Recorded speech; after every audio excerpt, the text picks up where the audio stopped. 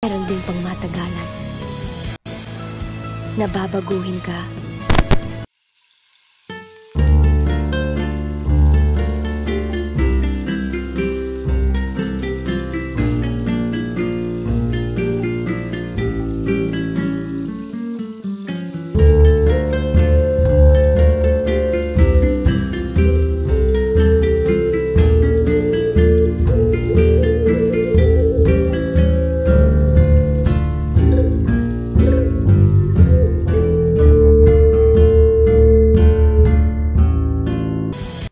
Welcome back mga kaaldab.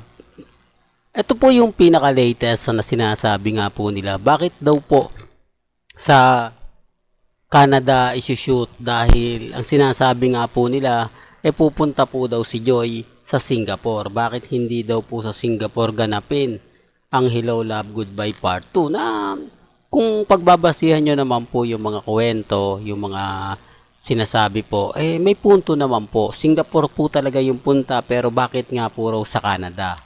Marami kasi nagsasabi na doon na kasi daw isinut ang 5 breakups na romance. Kaya binago po daw ni Direk Cathy Molina ang lugar. Mas maganda nga po raw kung sa Canada nga po raw ito ipalalabas. Pero sa punto na yan mga kaaldab, hindi natin alam kung ano na nga po ba ang senaryo. Hindi natin alam kung ano na nga po ba yung buong kwento. Sabi ko nga po sa inyo, dito po sa channel ni Mr. Destiny, napakarami pong update, napakarami pong ganap na talaga naman pong mapapaisip ka. Di po ba? Marami nagsasabi na, oo nga Mr. Destiny, ganito, ganito, ganyan, etc. etc. Di po ba? Kaya nga sabi ko sa inyo, relax lang kayo. Maging kampante, maging matatag. Sa dami kasi na mga mababalitaan natin, sa dami kasi ng mga kwento na mapapaisip ka rin, di po ba? Hindi lahat po ng mga sinasabi nila o pinapaliwanag nila paniniwalaan po ninyo. Depende po kasi yan sa sitwasyon. Depende rin po kasi yan sa mga vlogger na pilit pong idinidikit si Catherine kay Alden. Siyempre, yung mga kaibigan po kasi ni Catherine at yung kaibigan ni Alden, masabi natin na hindi lahat pumapabor. Di po ba? May mga bagay-bagay po na kailangan pong gawin nila, katulad ni Joros. Di po ba? Na siyempre kailangan niyang i-promote ang Hello Love Goodbye para tangkilikin at magkaroon na rin siya. Di po ba?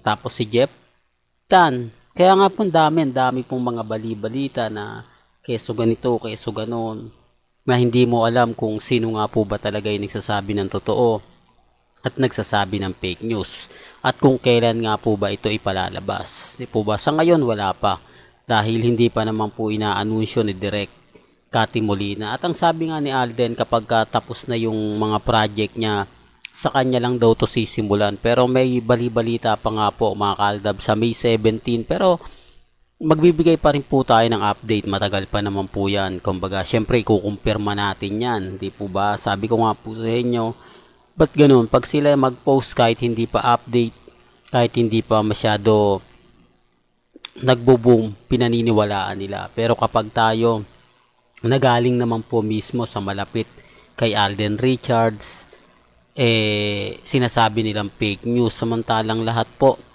ng ina-update ko, 101% legit po siya. Totoo yan. Kaya nga po ako, hindi ako basta-basta nagpapa-apekto. Hindi ako basta-basta nagpapa-talo sa kanila. Kasi alam ko naman po yung buong istorya. Alam ko yung buong kwento.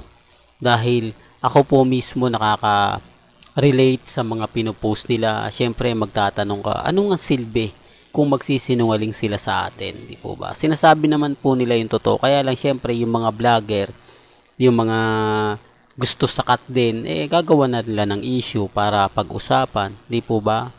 Pero bago nga po pala natin ituloy itong magandang update natin, kung bago ka lang sa channel na to, at isa kang true-blooded Aldab Nation na nagmamahal kina Mengay at Isoy, tama po ang channel na pinuntahan mo, kaya consider na po kita bagong subscriber. At huwag mong kalimutang i-share ang mga video po natin sa mga mami, sa mga tita, at sa mga senior. Sa mga magre-react na O yan, Mr. Destiny, halatang Alden fanatics ka. Kasi pinopromote mo etong Hello Love Goodbye. Remind ko lang po, gusto ko lang po linawin, ipaliwanag sa inyo kung ano na nga po ba talaga yung buong istorya. Buong kwento, para alam din po ninyo. Kasi sa dami nga po, ulitin ko, sa dami po kasi ng mga bali-balita, hindi po ba, hindi mo na nga talaga alam kung sino po yung nagsasabi ng totoo at fake news. Kaya nga po nandito ang channel ni Mr. Destiny para magmasid, para magbigay sa inyo ng mga nagaganap at nangyayari. Di po ba? Marami kasing cut din fans ang nagpapakalat na naman ng mga photos na matagal na pero ngayon lang nila nilalabas. Although may mga photos talaga ng ganon. Noong mga panahon na yun kasi hindi po siya pinapansin eh. Alam nyo naman po yung cut din fans, di po ba? Ng mga panahong Hello Love Goodbye. Talagang ayaw nila kay Richard Polkerson. Dahil syempre, alam nyo na, sobrang gwapo, hindi maiwasan magkaganto ganyan. Pero ngayon, naglalabasan na. Dahil wala na nga pong Katnil. Kaya nga po yung iba, talagang pinupush na. Di po ba na, nandun na tayo. Mayaman si Richard Polkerson. Producer, director, halos lahat nasa kanya na.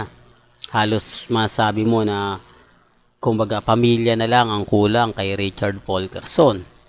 Di po ba? Yan ay base sa mga sinusulat po ngayon sa mga website, sa mga article, at pinag-uusapan po sa Facebook, sa Twitter, at syempre sa Instagram. Di po ba? Pero kaya sinabi ko, dito lang po kayo lagi sa channel ni Mr. Destiny para updated po kayo. Hanggang dito na lang po ang ating latest updates. Kaya kung gusto niyo pa po ng pinaka-latest at sariwang update, abay tumutok lang po kayo dito po sa channel ni Mr. Destiny para updated po kayo sa mga bago at sa mga latest na i-upload po natin maya-maya lang. Hanggang sa muli, salamat po sa panonood at pakikinig.